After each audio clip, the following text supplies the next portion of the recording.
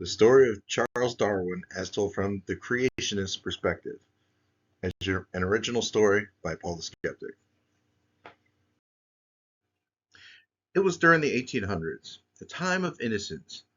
Cowboys, Indians, lawmen, gunfighters, and outlaws roamed the American West. Slaves would sing their beautiful songs about freedom and a life of few responsibilities while finishing up their daily chores, fronting the backdrop of the most beautiful plantations owned by sophisticated country gentlemen.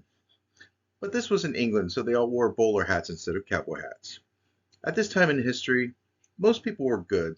They weren't bad, they were good, so they read their Bibles and attended Sunday service and dressed appropriately.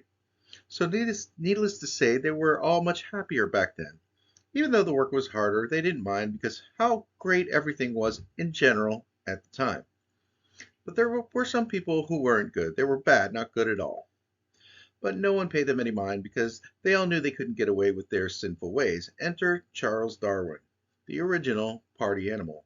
He loved sinning so much, but he knew with absolute certainty that the Lord God Yahweh, God of the Bible and creator of the universe, didn't want him sinning. And he got sick of his drinking buddies, drug dealers, and prostitutes complaining to him, I just love fornicating and doing cocaine and kind of hurting good people for no reason, and stuff like that. But I know the Lord God Yahweh, God of the Bible and creator of the universe, doesn't want me doing it. And it makes me feel like sort of bad, like guilty or something. But one day he had an epiphany. God, there is no God. Do what you want. Use cocaine and other hard drugs, drown puppies. It doesn't matter because God don't even exist, yo. Of course, everyone was paralyzed by huge, painful gales of uncontrollable belly laughing.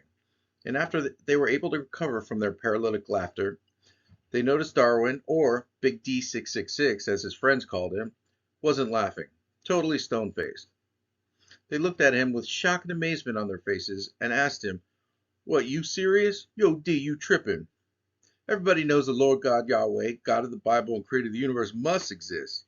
I mean, it's ridiculous to not believe in that specific God of the religion that's popular in our region of the world because his creations are all over creation, dog. Like, what, you gonna have a creation but there's no creator? Ha ha ha. Little D Ripper, the G Killer, the Lady Filler chimed in. Yeah, you're gonna have creation, no creator? She's so stupid. Big D, completely unfazed by the taunting.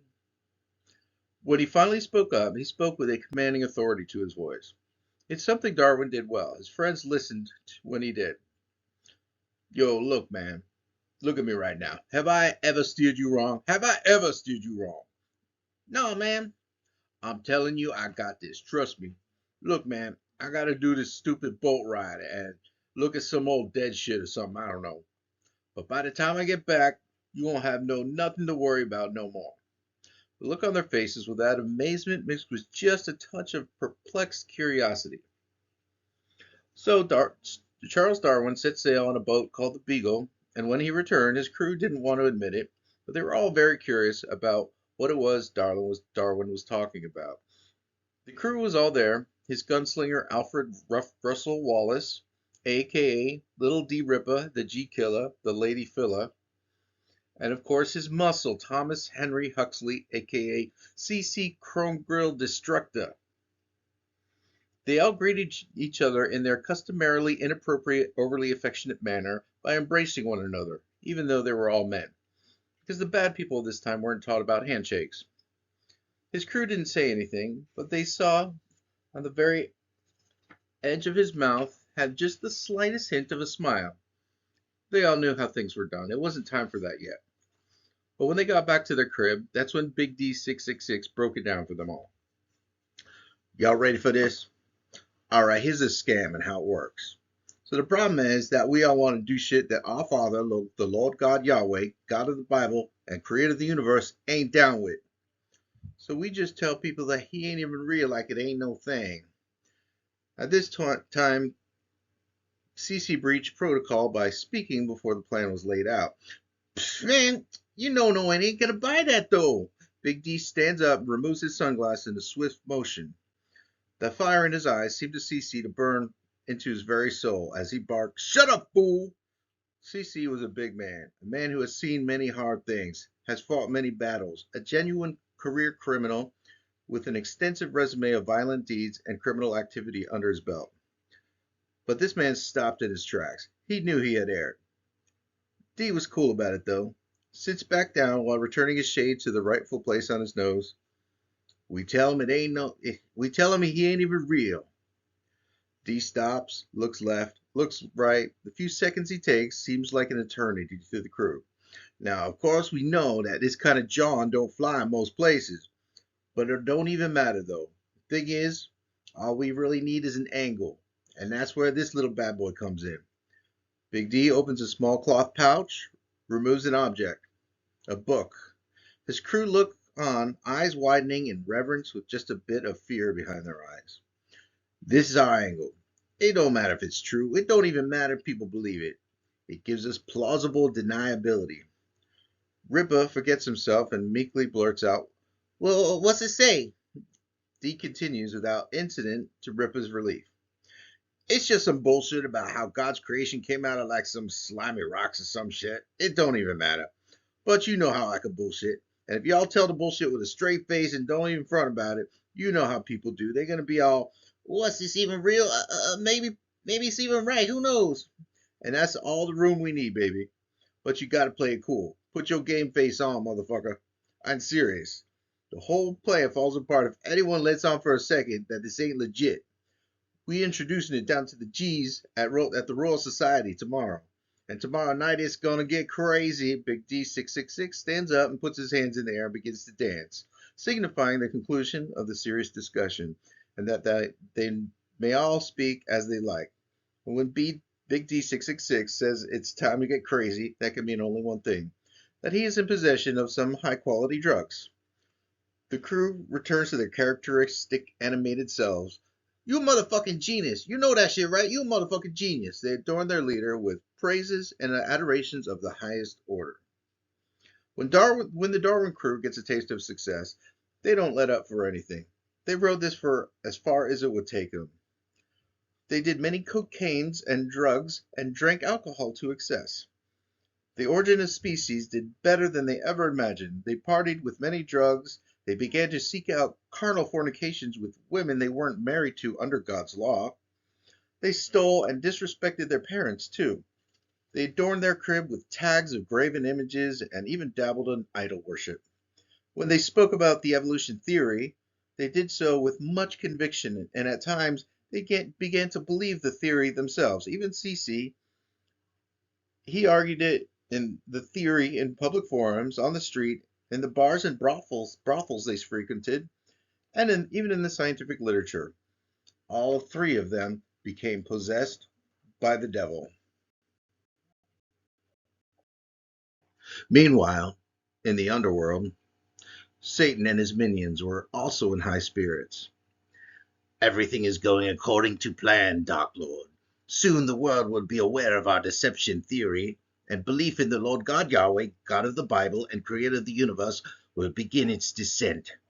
Doubt and skepticism and reason shall rise to fill its place, and if all goes well, we'll have the masses of the earth accepting science. Soon their souls will be ours, Lord Satan." "You mean mine," spoke Satan. "Yes, of course, Lord. Please forgive me, my master." "Relax, Krishna. I'll not throw you back into the torture pits on this day." Krishna was a demon of evil plans and deceptions, a lower management level demon. Also present was Poseidon, the demon of sodomy, perversions, and corruption of the youth. Baal, the demon of lewdness and premarital temptations. And the new guy Stan, demon of smoking cigarettes. He just brings donuts. Baal speaks up. "But how are we going to make sure this thing catches on? And are we sure people will even believe it? All they have to do is look at all the evidence for the global flood, billions of dead things laid down by water all over the world." "Since when has the truth ever stopped people from believing a lie?" queried Satan. "We'll do this thing the way we always do. Scientific tests, of which we have control over, then the peer-reviewed literature, and finally, the public school system." "Brilliant! What could go wrong? It's genius!" A chorus of praise and agreement went around the room. Coughs loudly. "I think there's some crawlers left, guys." Not now, Stan. Crawlers, oh, I'll take one. Can we get back to business now? Yes, of course, Colt. Satan then assigns tasks. Bal, you're on dinosaur duty. Dino what, Lord? Come on, guys, keep up. Don't you remember those old dragon bones we planted in the ground to make it seem like there was epochs of time filled with multiple species of extinct animals that span the course of millions of years? Well, I want them finding hundreds of different species of them. Luckily, we live underground, the same place they'll find these fossils.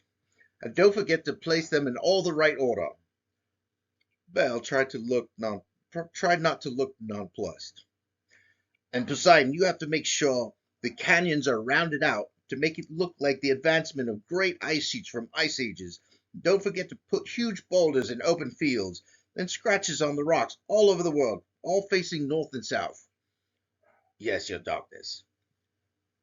Stan, put that thing out, as if it's not stuffy enough in here. Krishna, I want you to make sure all the animals and plant life on the planet is in its right place. Only catarrhine primates in the old world, only platyrrhine in the new. Marsupials will stick on that weird big island, small continent thing. Older continental islands must show flora and fauna similar to that of the mainland, but like a time capsule representative of earlier times. And oceanic islands, of course, should have plenty of bats, birds, spiders, insects, and plants, but should be lacking in terrestrial mammals, amphibians, reptiles, and freshwater fish. The demons all look a bit confused. Okay, what's the problem? Bell ventured to speak. It's just that, isn't all this a bit technical and complex? There's bound to be some errors. There will be no errors, or it's back to the fire pits with you. And we haven't even begun. There's still some time away from sequencing the genome, but I expect to have all the genes just right for when that happens. And they must all correlate with Krishna's placement of everything and with morphology. We'll get to that in a later meeting. I think I'll put Karen on it. She's such a pain in the ass, but she's very precise and she works late. And this is millions of species. You all know what to do. You can refer to your order booklets for details. Now go! And that, my friends, is the story of Charles Darwin and how the theory of evolution came to be theorized. It's a seldom told story, so spread it far and wide and use it how you please. The end. An original story by Paul the Skeptic.